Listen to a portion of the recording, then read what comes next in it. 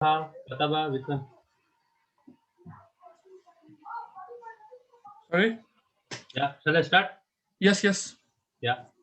Ana patatu, nanu patana, anta patata, antuma patatuma, antum patatum, anti patati, antuma patatuma, antunna patatuna, huwa pataha, huma pataha, hum patahu, hiya patahat, huma patata, hunna patana. Okay, good. Farhana, you want to read the verb wajada on similarly the way Nazir read?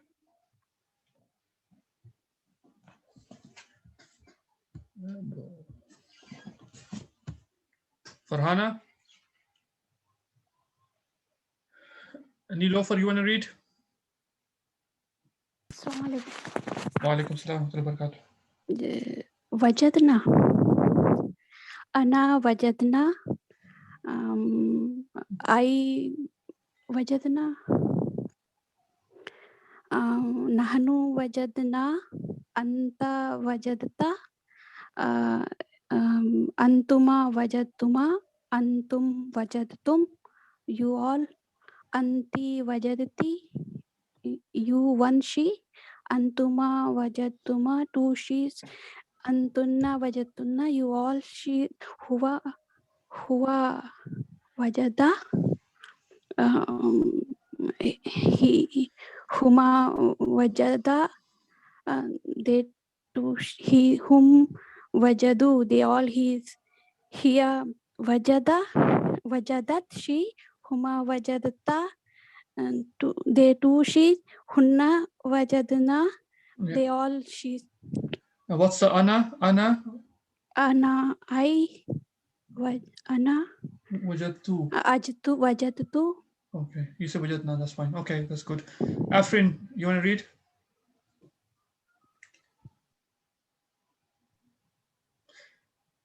Read Daraba. You know Daraba, right? Hello, am I audible? Same scale. Hello. Hello? I can hear you. Hello, am I audible? Yes. But I can't hear you, sir. Hello? Okay. Hello. Give me a minute. I'll change my headphones. 1 second, please. Okay. Okay. Muhammad Burhan. Okay. Muhammad Burhan, you want to read? Read what Daraba. Assalamu alaikum. Wa alaikum salam wa rahmatullahi wa barakatuh. Ana zarabu. Ant nahnu darabu.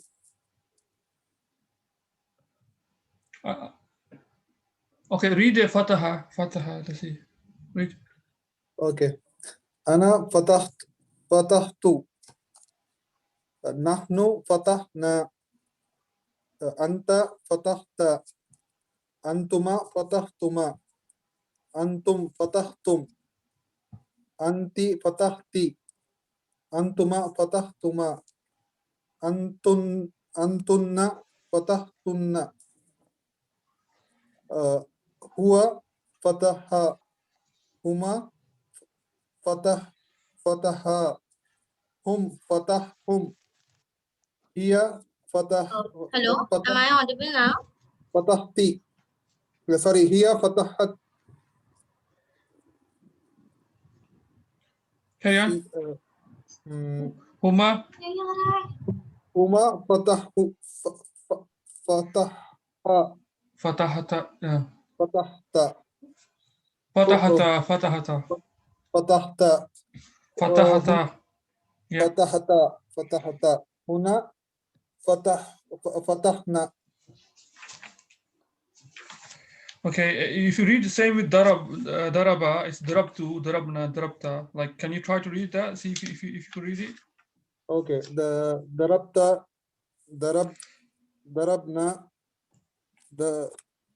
darabtu. First is nan. Darabtu, darabna, darabta, darabtuma, darabtum, darabti, darabtumma, darabunna, Darabtunna. darabtunna. Daraba. Daraba, Huma daraba. Huma daraba, huwa, Hum. darabahum, Daraba. No, hum darabu. hum darabu, hiya darabti, Hiya darabat. Hiya darabat. hiya darabat, huma, hiya darabma, No, huma darabata. huma Hunna darabna. darabna, Yeah, huma darabna. yeah, you need more practice. The aim of this is that when you go and see any verb written there, you know, it refers to first person, second person, third person. So you could translate he, she, them to, or you know what it translates to. Similarly, when if you see English, you could transfer it to Arabic quickly, you know, because that was, you know, the scale that if the verb fits on. So if you said, for example, them, feminine, yani went, you would know it's zahabna, like without the alif at the end. Also, the dual for feminine, the third person feminine, when you say is for everybody, I think wajadat, and then that's the she found, and them to find is wajadat. It's not wajatta. There's no schoon on ta. There's a fatha. So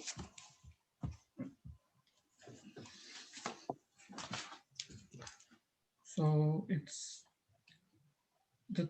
so dual for feminine, the third person is huma waja da. It's not there's no schoon here. There's fatha waja da. Okay, Afrin, you want to read? Yes, I wanted to. It's okay. Can you see the screen or whiteboard? Can you see the whiteboard? Yes, we Yes. can. Okay, Afrin, go and read kataba. Okay. Ana katabtu, nahnu katabna, and anta katabta, antuma katabtuma, antum katabtum, anti katabti. Correct me if I'm wrong.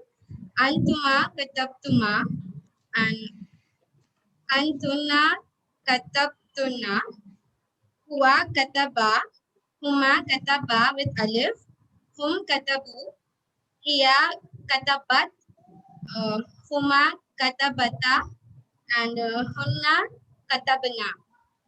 Okay, that's good. Farhana, can you hear me? Yes, sir. Do you want to read this as well? Read, okay, read just Fataha. Oh, Kataba, read Kataba. Okay, sir. Ana katabtu, nahnu katabna, anta katabta, antuma katabtuma, antum katabtum, anti katabti, antuma katabtuma, antunna katabtunna, huwa kataba, huma kataba, hum katabu, hiya katabat, huma katabata, hunna katabna. Okay, that's fine. Okay, that's fine. Okay, so that's good. I just wanted to mention something which I've seen in pretty much everybody's homework is, you know, the one word is accusative and it's indefinite. We put alif at the end. So, for example, we say, if you say kataba al-baladu, the boy wrote letter. So it's going to be maktu. What people do this maktuban. Okay, that's correct, but it's written as like this with the alif at the end. We don't pronounce the alif, but it's written like that. That helps the reader normally when you're reading Arabic without vowels. It will help you to recognize that this is singular accusative, and you can find this with an alif at the end and two fathahs in Quran quite a lot. So when the word is singular and is accusative, that's how you need to do. And the only exception is when the word has ta marbuta. Okay, so when the word has ta marbuta, then you don't do that, because if you do, if you start marbuta like this, you just write like that, done. Because if you write like this, then that becomes a normal ta. So that's not going to be correct. So with ta marbuta, you write without alif. With the rest of them, you add alif at the end.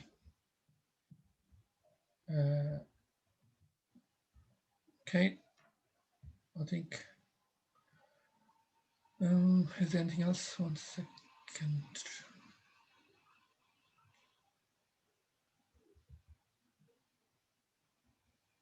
Okay.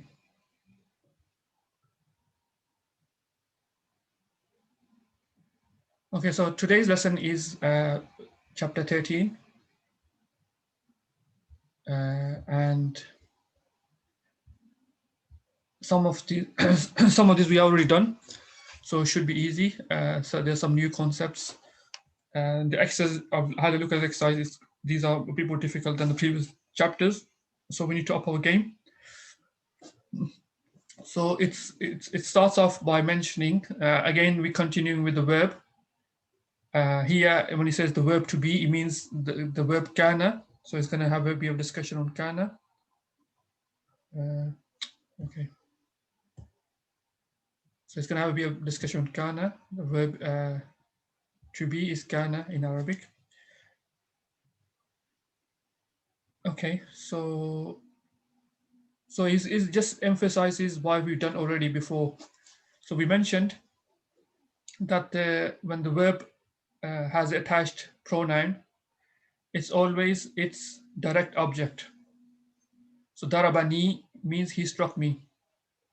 And when we add the first person singular, he hit me, the word me, we always add noon. We don't say darabayi, we say darabani.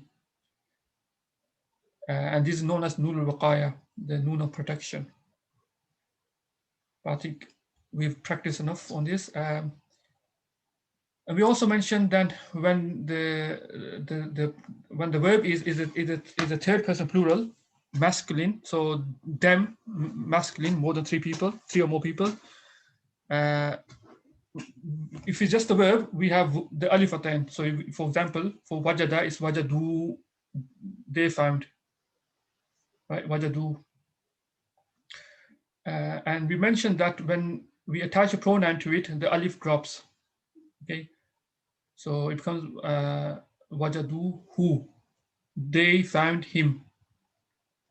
So the who is the attached pronoun here. Okay, so and the alif which was placed in when the verb is by itself, when we attached a pronoun to it, the alif drops.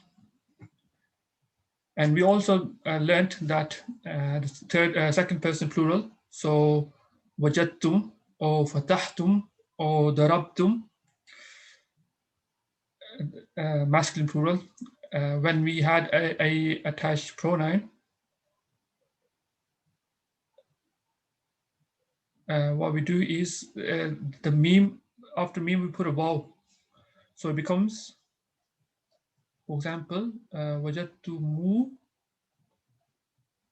ha. Again, this is more the way the Arabic for it's just we have to just learn. So wajadtumuhu. So I think we covered that before, but it's emphasizing because I think we haven't come across many questions with this application. So it's a good recap. Wajadtumuha. Or it means they found her, or they found it if it refers to non-human beings. What does wajadtumuhu mean? Somebody, if you say wajadtumuhu. You found him. No, wajadtumuhu. Who? Oh, him. Who is him? Yeah, you found him. Yes. You found. Yeah. Okay. So so here is nothing new. It's just recap of what we've done. Now in Arabic we have. Does anybody know what does transitive and intransitive mean? No. So in Arabic there are two type of verbs. So there's what we call intransitive, right? Within there, or then we have transitive. Okay, what it means is intransitive, it means that the verb doesn't need a direct object, which means the sentence is complete without having a direct object for the verb. For example, if you say kabura, what does kabura mean? Grow. Yeah. So what does it mean? Kabura al-waladu? The son. The Son, The boy boy, growing. Yes. grieve. Yeah. So the boy grew up, right? Here clearly we don't need any object to complete the sentence. So when you say to somebody the boy grew up, it's a full sentence, right?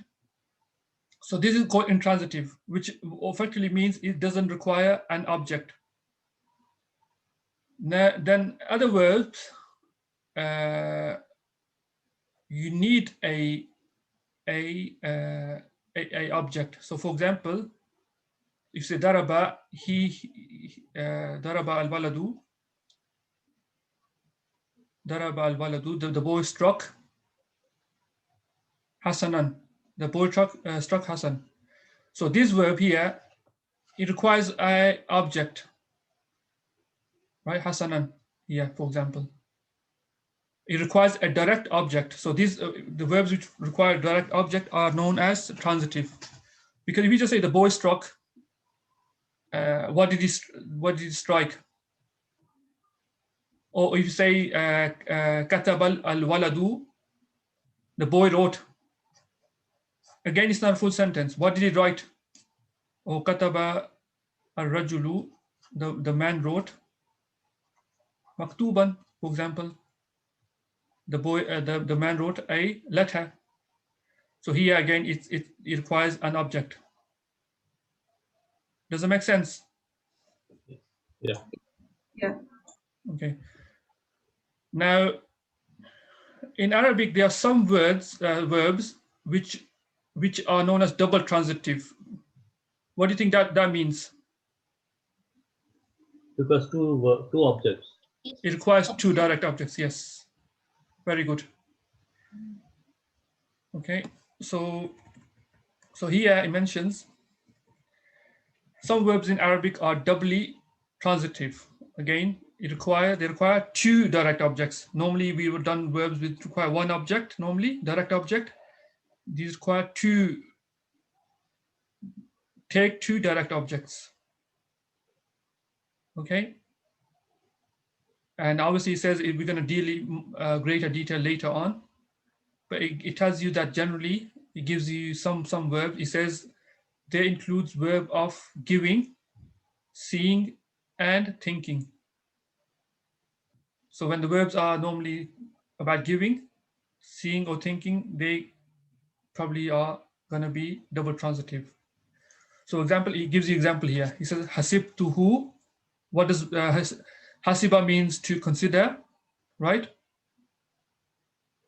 Hasiba means to consider. What does hasibtu mean? Hasibtu, I consider. Hasibtu, I considered, yes. him. Yes, so here we mentioned when the pronoun is Subject. attached to the verb, is always direct object. So that's the first direct object. So I considered him, right? Because I consider here is Anna is the subject, right? So him is the first object. So when you say I considered him, it's not a full sentence. So what do you say? I considered him for example, he is jahilan. I considered him ignorant. So this is the second object. So this is the first object and this is the second object. Who is the first object and jahilan is the second object. Does that make sense? Yeah. Does it make But sense? jahilan cannot be adjective. Can it be considered adjective? So what would be considered adjective to? To him, But him is there a indefinite or definite? Pronouns, are they definite or indefinite? indefinite. No, pronouns are definite because you're talking about specific people. When you say Hmm. he came, you're referring to a okay, specific yeah, person because okay, you yeah. maybe mentioned the person, because the person you're talking to, if you say to me, Sohail, he came, you normally, when you say the word he, you know, the Specific, speaker and the yes. listener know who you're talking about, Yeah, right? it's specific. Okay, Yeah. yeah. But even if you say how you translate he, if he was adjective, he considered him the ignorant. Like Hasibtuhu Jamilan. Yeah, the same. What does that mean? So in that case, Jamilan is an adjective of it's a character of the person, right? So we considered beautiful as an adjective. No, it's not. Say it again. I'll write it down. Hasibtuhu Jamilan. Okay. What's the difference here then? So here Jamilan is beautiful. I consider him beautiful. So here beautiful can be considered as object or adjective. What do you think? Does it meet the criteria of adjective?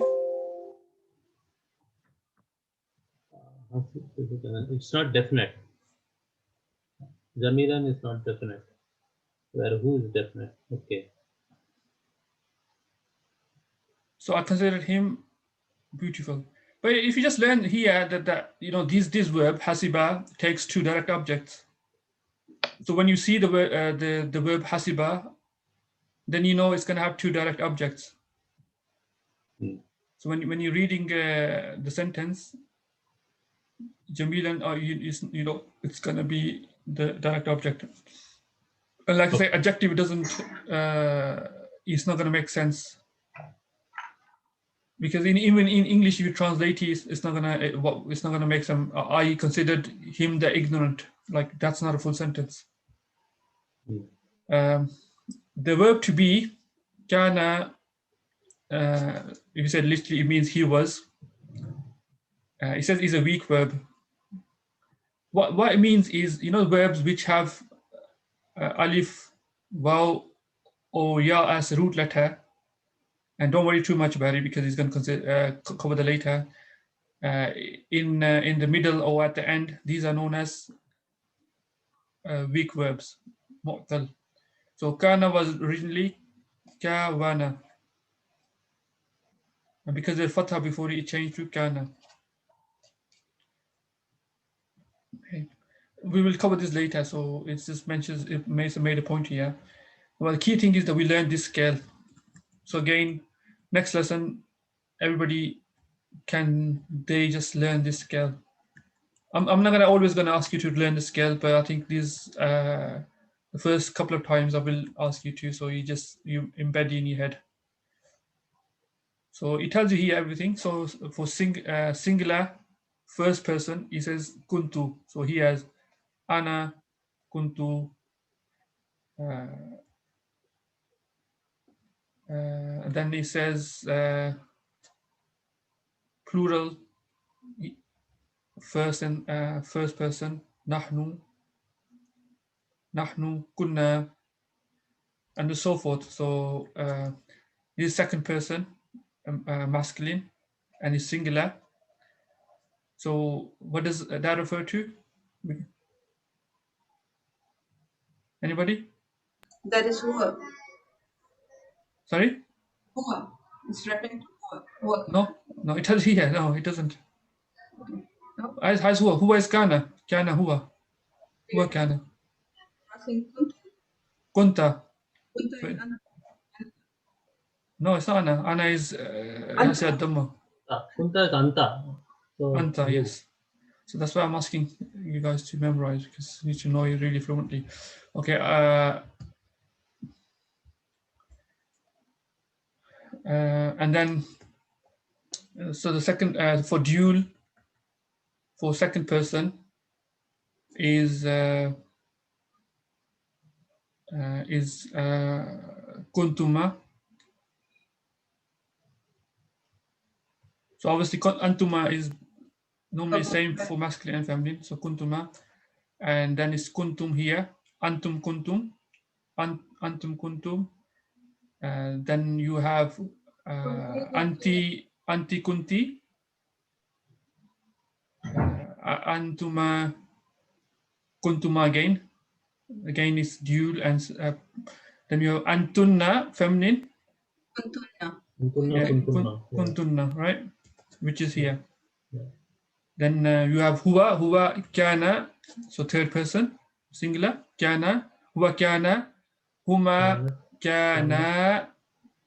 So there's difference between masculine and feminine.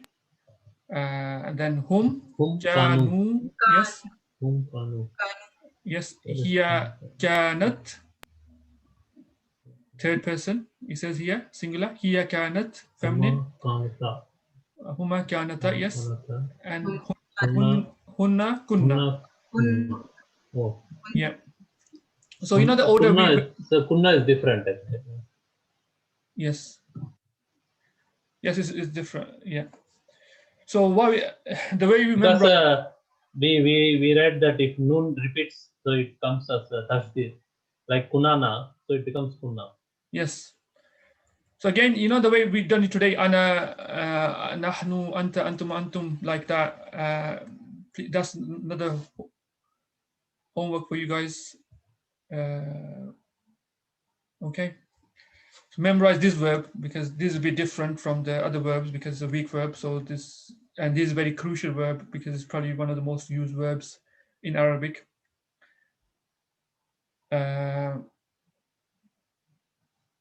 So here it says this verb kana. So we're gonna have additional uses of it. It can be used with a perfect. So when in the verb in the Arabic, when it says perfect, it means referring to actions which have been completed. So it's like a past tense. So he says kana when it's used with perfect, which means past tense of another verb, it expresses pluperfect, which means had, like we mentioned before. Kana Zaidun kataba. Zaid had written. Zaid had written. So if you look at order here, he mentions kana verb, then the subject, and then another object subject he wants to mention, another verb he wants to mention. He mentions after the subject. So here Zaid had written. So you can imagine it's like saying, like I said to you, it's like having a past of the past. So if you say, oh, I went to find the pen, I went. So if you say I went to find the pen, That will be. yeah. So because you're kind of indicating you would have wrote, I went to find the pen. Kuntu zahabtu. No, yes. No, that's fine. I'm not looking to do the Arabic. I'm just giving an example of what's pluperfect. So when you say I went to find the pen, but Zaid had, so had is pluperfect already written. So basically, effectively what it means is you're talking about something past, so you went, that's a past tense. And Zaid had written before that, so it's like past of the past. But had, so you just could tell that when there's kana and then the subject and then another verb, you're gonna translate the other verb, but you're gonna use had. For both the verbs we have in past tense, so is it mandatory to start the sentence with kana? Yes. Yes. Kana is gonna come first.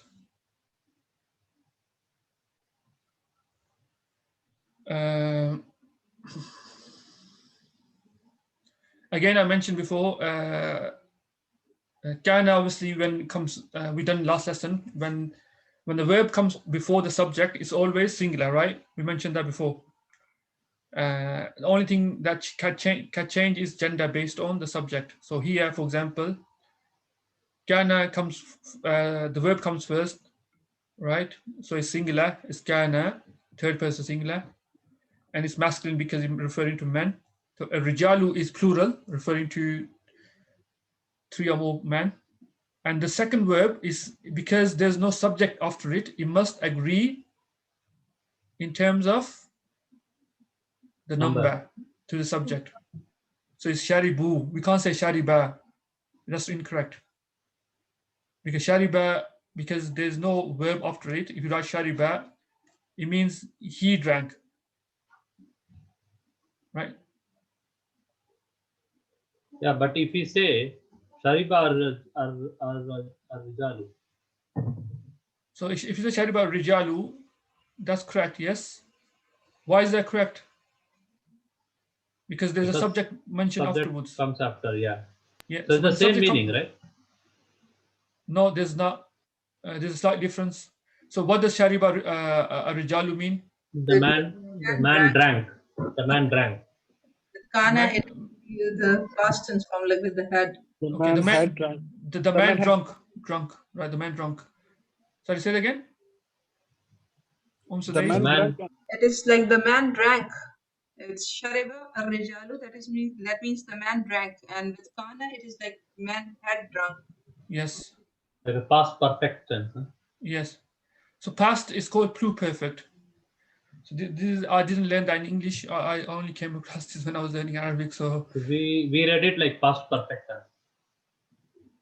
Like So third form of past, like drunk. Past perfect tense comes with the had. I think it's called pluperfect. What's perfect? Perfect just means past tense, right? No, there is a past tense and there's past perfect tense. Past Perfect, yeah. perfect tense normally is had, have, had, like this. Okay. Like present perfect will have, and past perfect will have had. Okay, that's good. So, like, as long as it makes sense to you, yes. So you could say it's past perfect because, like I said, I only came across this because we don't really learn much grammar in here. We just learn how to speak English. Okay. So that's good. Okay, so it's past perfect. You can say that. Okay, that makes sense. What was your question, Sadais? No, there's no question. I was just telling it's the third form of the drank, drunk, and drunk. So the third form has is Yeah. That's what. Yeah. So also that's fine.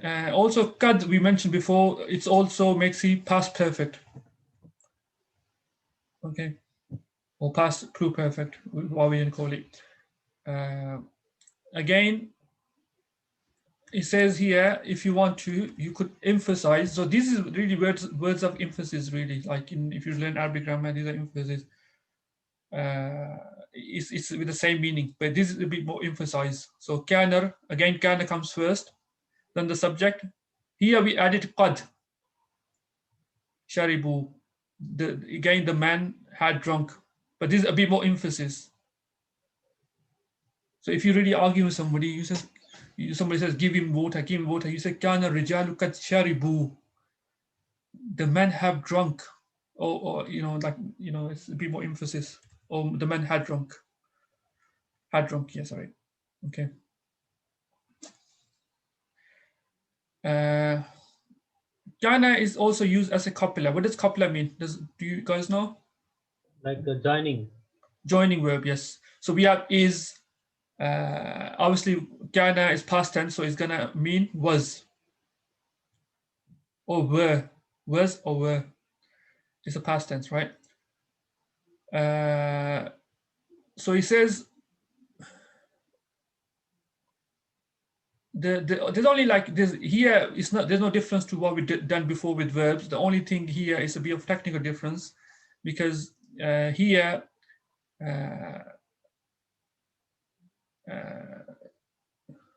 Predicate. Okay, so only the difference is here when we say Zaidun waladan. So waladan we normally say is what? We would say it's an object. It's a direct object. It's a direct object. Yeah, because when kana is used as copula, we just say it's the khabar. It's predicate. But it's just a different. I'm not too worried about whether you call it object or whether you call it predicate, as long as you understand the meaning. So kana Zaidun waladan. Zaid was a boy. So no, here, as you see, what's the difference? Because this is used as copula. It's just a joining verb. Before, it's not saying, Zaid is doing action, because normally when you say verbal sentence, we're referring to, eating, drinking, doing stuff. But obviously here, it's just a joining word. We're just saying Zaid was a boy. So it's used as copula. But same concept applies. So Zaidun is the subject. And Waladan is here is predicate. It's accusative. Similar to how we treat direct object. So again, Kanat Fatimatu. Fatimatu is what do you call it? Maliki, Subject of daughter It's a of subject, the and king. it's also, it has one dhamma. So what does that say?